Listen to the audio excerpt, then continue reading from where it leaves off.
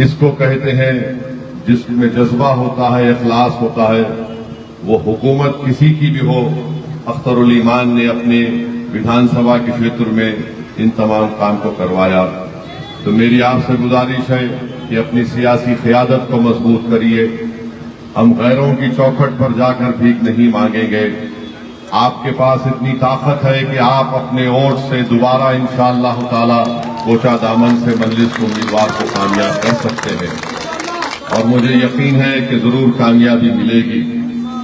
अब नहीं मालूम क्या होने वाला है राजद में, मगर मजलिस ने अपनी नेक नियति का इजहार किया।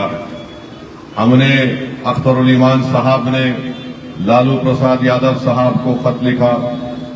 उसके बाद तेजस्वी यादव ने कहा कि मुझे नहीं मिला।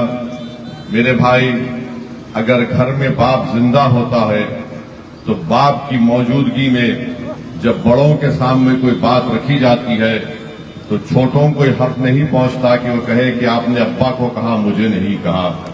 मैं उस घर से आता हूं जहां पर हमने बड़ी हमारे वालिद मरहूम की जिंदगी में मैंने बहुत ही कम अपने वालिद से आंख में आंख मिलाकर बात किया होगा। हमारे लिए हमारी वालिद की बात उर्फ आखिर होती थी, मगर फिर ठीक है, हर घर में अलग माहौल होता है।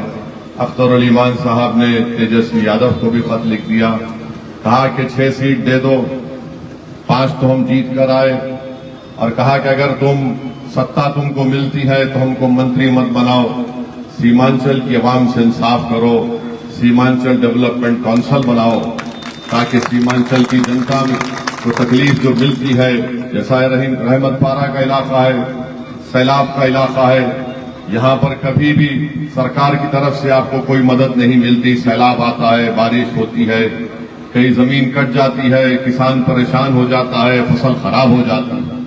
अब आप बताइए, इससे बढ़कर तो हम कुछ नहीं कर सकते।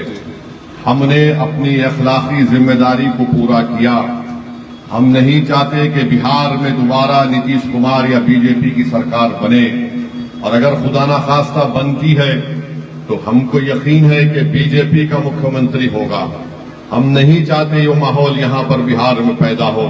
मेरे अजीज दोस्तों और बुजुर्गों, फैसला आवाम को और जनता को करना है कि कौन बीजेपी को रोकने के लिए उस पार्टी के सामने दोस्ती का हाथ भी बढ़ाता है जिस पार्टी ने उसके 4 एमएलए को खरीद लिया था।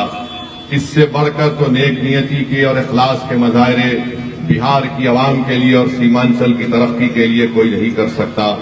मगर राजद के लोगों को बात समझना है, अगर अख्तरुल ईमान ने अपना हाथ आगे बढ़ाया है बीजेपी को रोकने के लिए, तो राजद के जितने नेता हैं वो समझ लें ये कमजोरी की निशानी नहीं है। तुम अगर हमारे इस अखलाकी प्रपोजल को जो हमने तुमको दावत दी है तुम उसको कबूल नहीं करोगे, तो याद रखो तेजस्वी, अख्तरुल ईमान के हाथ, मजलिस के हाथ बड़े दराज है। जो हाथ तुम्हारी तरफ दोस्ती के लिए बड़ा है वो कल इंशाअल्लाह ताला तुम्हारे गिरेबान के तार से भी खेलेगा। तुम याद रखो इस बात को। हम कमजोरी का मजाक नहीं किए।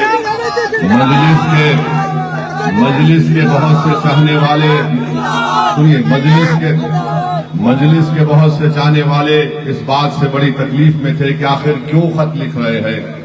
मेरे भाई, हम पूरी नेक नियति के साथ हमने इस खत को लिखा क्योंकि हम नहीं चाहते कि भाजपा यहां पर कामयाब हो।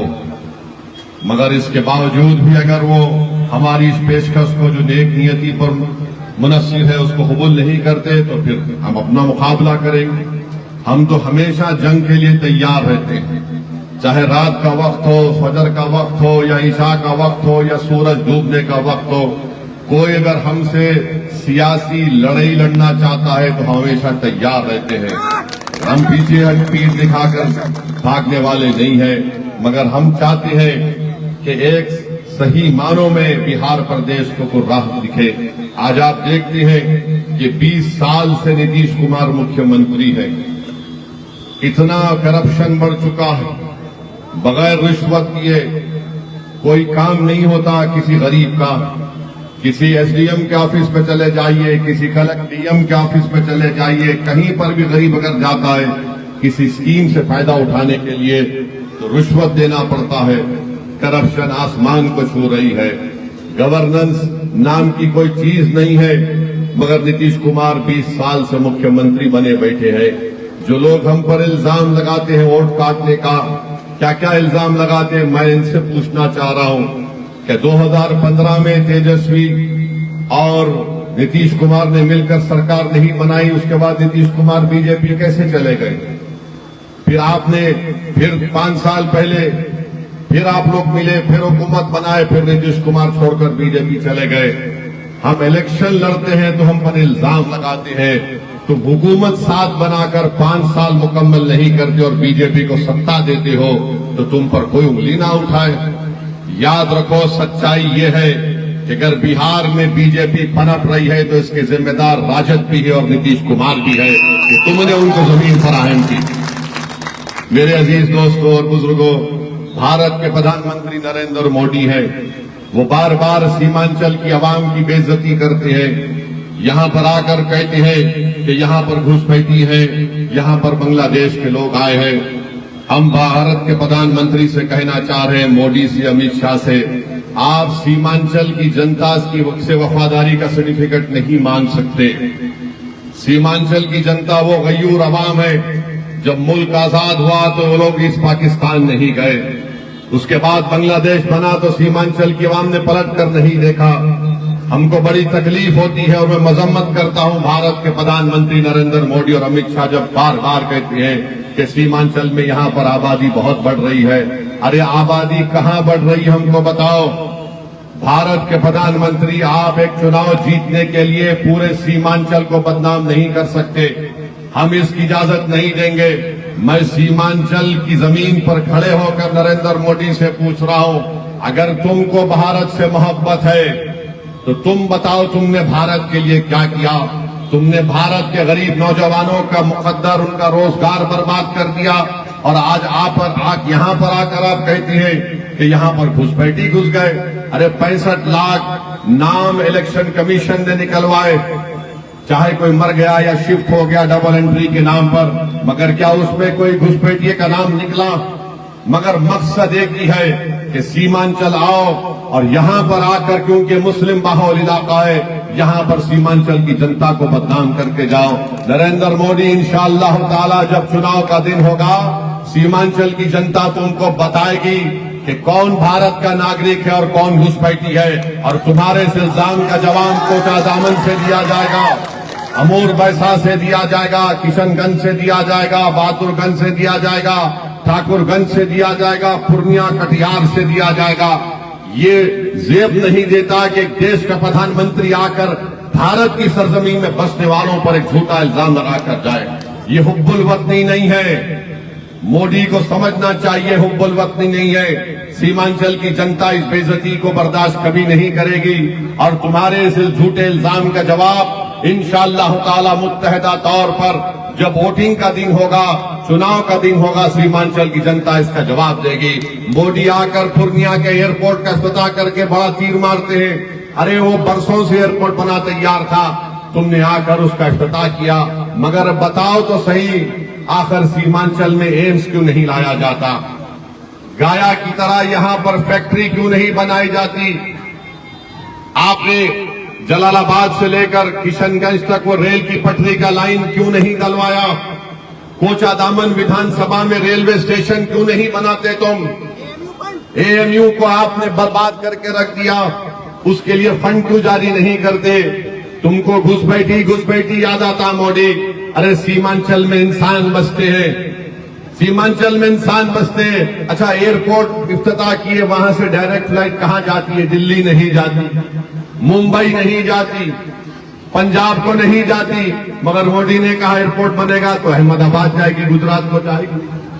आप बताइए क्या हो रहा है इस देश में? प्रधानमंत्री है देश के आप किसी प्रदेश के प्रधानमंत्री नहीं है, देश के प्रधानमंत्री है। बार बार घुसपैठी कहने वालों ने नरेंद्र मोदी, आओ मैं तुमको ले जाकर दिखाता हूं। सीमांचल की सरजमीन में तुमको खड़ा करके दिखाऊंगा कि जो बांग्लादेश की सरजमीन है, वहां पर चीन एक छोटा एयरपोर्ट बना रहा है। भारत के प्रधानमंत्री नरेंद्र मोदी चीन का नाम लेने से डरते हैं, जबान उनकी लड़खड़ा जाती है। 2000 स्क्वायर किलोमीटर पर लद्दाख में चीन कब्जा करके बैठा है और नरेंद्र मोदी चीन के बारे में कुछ नहीं कहना चाहते। पड़ोस में नेपाल में इनकलाब आ गया, मोदी को मालूम तक नहीं हुआ। नेपाल में कैसे इनकलाब आया? इतना बड़ा देश भारत का है, आपको तो पहले से मालूम होना चाहिए था कि नेपाल में तब्दीली आने वाली है। मगर इनको सिर्फ सीमांचल के घर में, हमारे घर में क्या पक रहा है, क्या खाना पक रहा है, उसकी खुशबू सुनने का चाहते हैं। नेपाल में जो हुआ, बांग्लादेश में इनकलाब आ गया, फिक्र ही नहीं है मोदी को। और आकर 56 इंच का सीना, रे कहां का 56 इंच का सीना? कब तक डायलॉग बाजी आप लगाएंगे?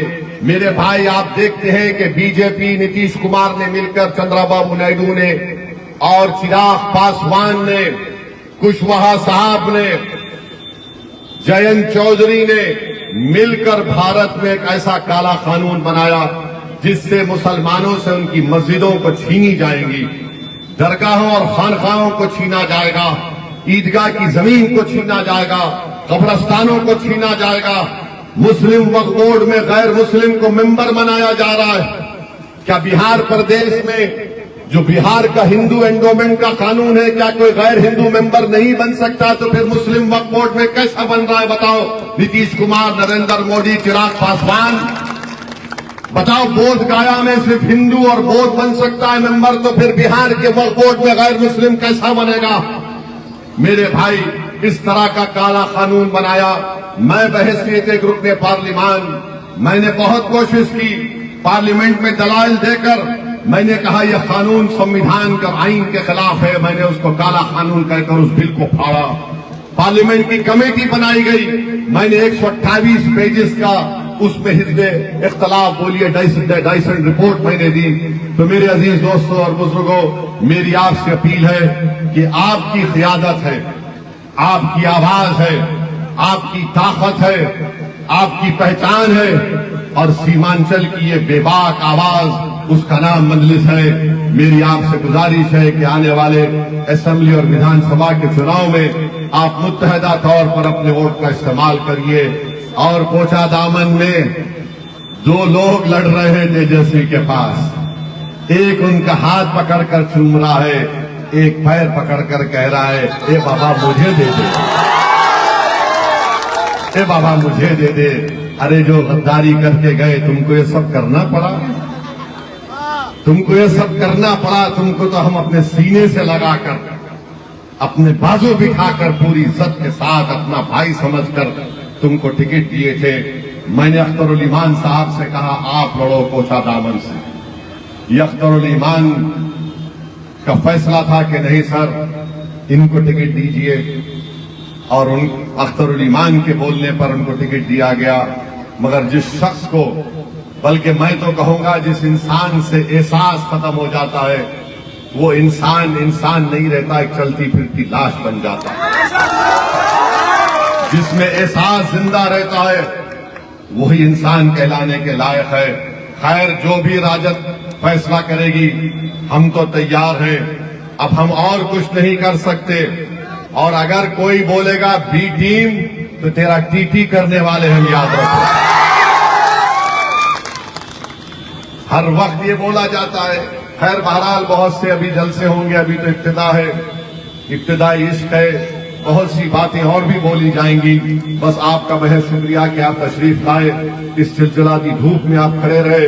हमको और भी 3 प्रोग्राम कोचा दामन में कर पूर्णिया को जाना है, वहां पर भी मीर जाफर को जवाब देना है। अस्सलाम वालेकुम।